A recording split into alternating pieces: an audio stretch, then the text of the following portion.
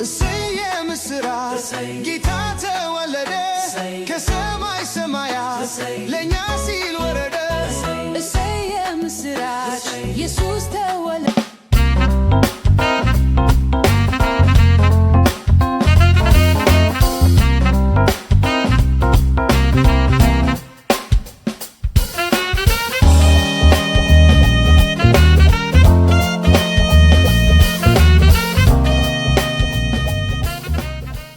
እንኳን ወደ ቻናላችን ደህና መጡ።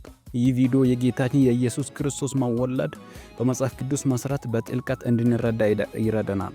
በገና ወቅት ወይም በዕለታዊ ንግግራችን ኢየሱስ ተወለደ እንላለን። ነገር ግን ይህ ታሪክ ተራ የልደት ታሪክ አይደለም። ይህ የእግዚአብሔር ዘላለማዊ ዕቅድ፣ የፍቅሩ መግለጫና የሰው ልጅ መዳን መንገድ ነው።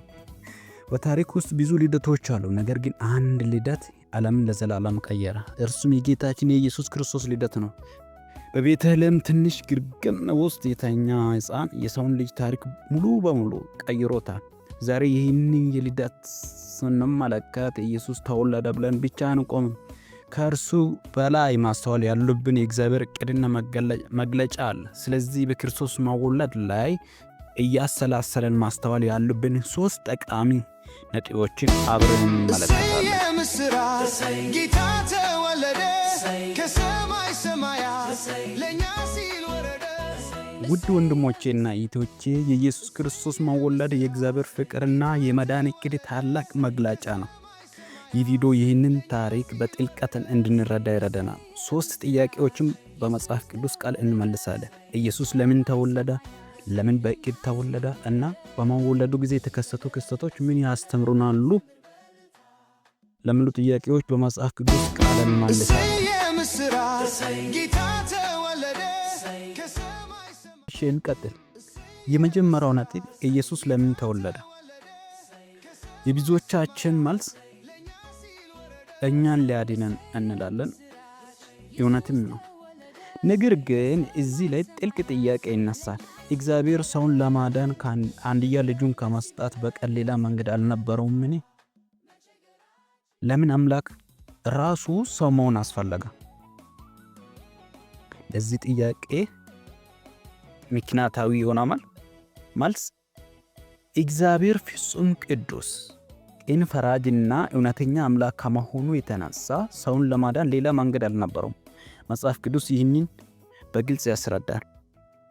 ኃጢአት ሰውን ከእግዚአብሔር ለይተዋል። ሰውም ራሱን ሊያድን አልቻለም። ስለዚህ መዳን ከሰማይ መምጣት ነበረበት። እግዚአብሔርም ሰው ሆኖ መጣ ማለት ነው። ኢየሱስ ክርስቶስ ሙሉ አምላክ ሆኖ ሳለ ሙሉ ሰው ሆነ። መጽሐፍ ቅዱስ ይላል፣ ቃልም ሥጋ ሆነ፣ ጸጋና እውነትም ተሞልቶ በእኛ አደረ፣ አንድም ልጅ ከአባቱ ዘንድ እንዳለ ክብር የሆነን ክብር አየን ይላል ዮሐንስ ወንጌል ምዕራፍ 1 ቁጥር 14 ላይ። ይህ የመዳን ምስጢር ነው። ኢየሱስ ፍጹም እግዚአብሔር ነው፣ ፍጹም ሰውም ነው። ስለዚህ ሰውን ሊወክል ቻለ፣ ኃጢአትን ሊሸከም ቻለ፣ መዳንን ሊሰጥ ቻለ። ይህ የእግዚአብሔር ፍጹም ፍቅር መግለጫ ነው። ኢየሱስ እንዲህ አለ፣ እኔ መንገድና እውነት ሕይወትም ነኝ፣ በእኔ በቀር ወደ አብ የሚመጣ የለም። ስለዚህ እግዚአብሔር ሰውን ለማዳን ሌላ መንገድ አልነበረውም። ኢየሱስ ፍጹም አምላክ መሆን ነበረበት፣ የመዳን ኃይል እንዲኖረው። ፍጹም ሰው መሆን ነበረበት፣ ሰውን ለመወከል። ይህ ነው የኢየሱስ መወለድ ዋና ምክንያት። እሰየ ምስራች ጌታ ተወለደ ከሰማይ ሰማያት ለኛ ሲል ወረደ። ሁለተኛ ነጥብ፣ ኢየሱስ ለምን በዕቅድ ተወለደ? የኢየሱስ መወለድ በድንገት የተከሰተ ነገር አይደለም። ከዘፍጥረት ጀምሮ ታቅዶ ተነግሮና ተጠብቆ የመጣ የእግዚአብሔር ዕቅድ ነው። አስደናቂ ነገር ኢየሱስ ንጉሥና መድኃኒት መሆኑ በ3 ደረጃ ተመስክሯል። ቀድሞ ከዘፍጥረት ጀምሮ በነቢያት ተነግሮ ነበር። በመካከል በማርያም በመልአኩ ተገለጠ። ከልደቱ በኋላ ለእረኞችና ለ70 ሰገል ተመስክሯል። ይህንን በጥልቀት በቀድሞ በነቢያት ተናግሮ ነበር። ለምሳሌ እነሆ ድንግል ትጸንሳለች፣ ወንድ ልጅም ትወልዳለች፣ ስሙንም አማኑኤል ብላ ትጠራዋለች ይላል ኢሳይያስ ምዕራፍ 7 ቁጥር 14 ላይ። ሚክያስ 5:2 ላይ ደግሞ አንቺ ቤተልሔም ኤፍራታ ሆይ ከአንቺ ግን በእስራኤል ላይ ገዢ የሚሆን ይወጣልኛል ይላልና አሁን እዚህ 2 ነገሮችን እንድናይ እፈልጋለሁ። እግዚአብሔር ቀድሞ የተናገረው ኢየሱስ ክርስቶስ ንጉሥ እንደሆነ ንጉስ የሆነው ከዛ መድኃኒት የሆነው ንጉስና መድኃኒት የሆነው ኢየሱስ እንደሚወለድ ተናግሯል። በዚህ በመካከልም ለማርያም እንደዚሁ ይናገራል። ምን ይላል? እነሆ ትጸንሻለሽ፣ ወንድ ልጅም ትወልጃለሽ፣ ስሙንም ኢየሱስ ብለሽ ትጠራዋለሽ እልና እርሱ ታላቅ ይሆናል፣ ለመንግስቱ መጨረሻ የለውም። እዚህ ጋር ኢየሱስ መድኃኒት ነው የሚወለድ። ኢየሱስ ማለት መድኃኒት ነው እና ሰውን የሚያድን ኢየሱስ መድኃኒት ይወለዳል። ከዛ ምንድነው? ለመንግስቱ መጨረሻ የለውም። ይሄ ማለት ንጉስ ይወለዳል፣ መድኃኒት የሆነው ንጉስ። ይሄንን ደግሞ እግዚአብሔር በሶስተኛ ደረጃ ለእረኞች እና በሰብአ ሰገል በኩል ተመስክሯል። እንደዚህ ብሎ ማለት ነው፣ ዛሬ በዳዊት ከተማ መድኃኒት እርሱም ክርስቶስ ጌታ የሆነው ተወልዶላችኋል። ሉቃስ 2:11 አካባቢ። ቀጥሎ ይሄንን ከዚህ ምን እንረዳለን? እግዚአብሔር ቀድሞ በነቢያትም በኩል ኢየሱስ መድኃኒት የሆነ ብቻ ሳይሆን ንጉስ የሆነው ይወለዳል። ለማርያም ሲናገር መላኩ ምንድነው አላት? ኢየሱስ ሰውን ከኃጢአት የሚያድን ለንግስናው መጨረሻ የሌለው ንጉስና መድኃኒት የሆነው መድኃኒት ብቻ አይደለም፣ ኢየሱስ ንጉስም ነው የሚወለደው። ቀጥሎ ለሰብአ ሰገልም ለእረኞችም ሲገለጥ እግዚአብሔር እንዴት ነው ለነሱም የገለጠላቸው? ለእረኞች እግዚአብሔር ምን ብሎ ላካ? መላኩ ምን አላቸው? ዛሬ በዳዊት ከተማ መድኃኒት እርሱም ክርስቶስ የሆነው ተወልዶላቸዋል። ለእረኞች ምን አለ? መድኃኒት የሆነው መድኃኒትነቱ አሳያቸው። ለሰብአ ሰገሎች ምንድነው? የተወለደው የአይሁድ ንጉስ ወዴት ነው ብሎ እየፈለጉ እንዲመጡ አደረገ እግዚአብሔር በኮከብ ምልክት አሳይቶ። ውድ ተመልካቾቼ እዚህ ጋር እንድታስተውሉ የሚፈልገው ነገር አለ። እሱ ምንድነው? እግዚአብሔር ለሰብአ ሰገሎችና ለእረኞች ያንን ምስክርነት የገለጠበት መንገድ እንዴት ነው? እግዚአብሔር ኢየሱስ ከመወለዱም በፊት በምስክርነት ነው ያመጣውና ከተወለደ በኋላም ለነዚህ ሰዎች እንዴት ያለ መንገድ እየመሰከረ እንደሆነ እንድታስተውሉ ፈልጋለሁ። በስራቸው በኩል መጣ። ለሰብአ ሰገሎች እነዚህ ኮከብ ቆጣሪዎቹ ጋር የመጣው እንዴት ነው? በኮከብ ለምልክት አሳየና ኢየሱስ ንጉስ የሆነ እንደተወለደ አሳየ ማለት ነው። ወደ በግ ጠባቆች ወደ እረኞቹ መላኩን ልኮ መድኃኒት ይሆነዋል። መድኃኒት የተወለደው መድኃኒትና ንጉስ የሆነው ኢየሱስ ነው። እዚህ ጋር ይሄንን ኢየሱስ ክርስቶስ በእቅድ የተወለደው ለምንድን ነው ለምለው እግዚአብሔር እቅዱን ለኛ በእንደዚህ አይነት ሁኔታ ያሳየው ለምንድን ነው? ለሰው ክርስቶስ እንዲገባው ንጉስ የሆነው ኢየሱስ ክርስቶስን እንድንረዳ የተወለደው ኢየሱስ ክርስቶስ ንጉስ የሆነው ኢየሱስ መድኃኒት ነው።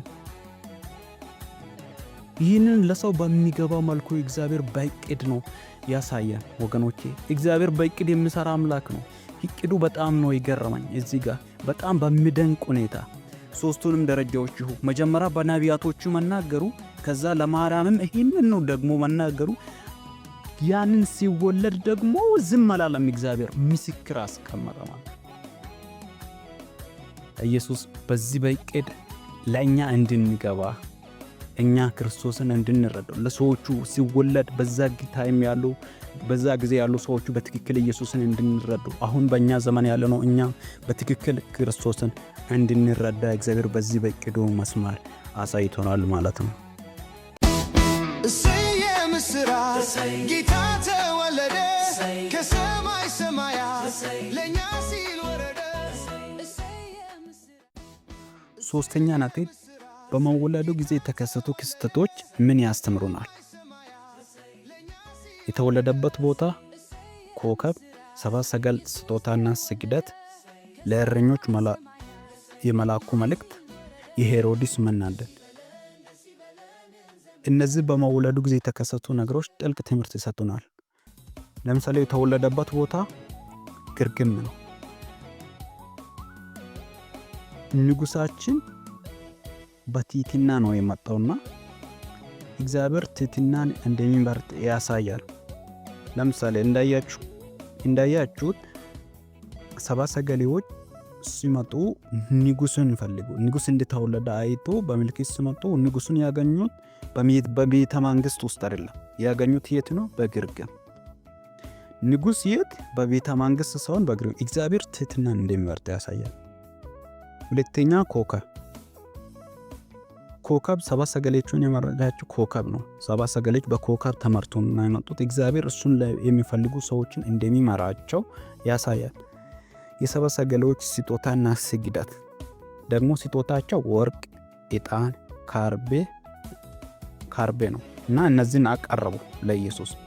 ዕጣኑ ወርቁ ኢየሱስ ንጉሥ መሆኑ፣ ዕጣኑ ካህን መሆኑ፣ ካርቤ ኢየሱስ መስዋዕት እንደሚሆን ለሰው ወጣት መስዋዕት እንደሚሆን ያሳያል።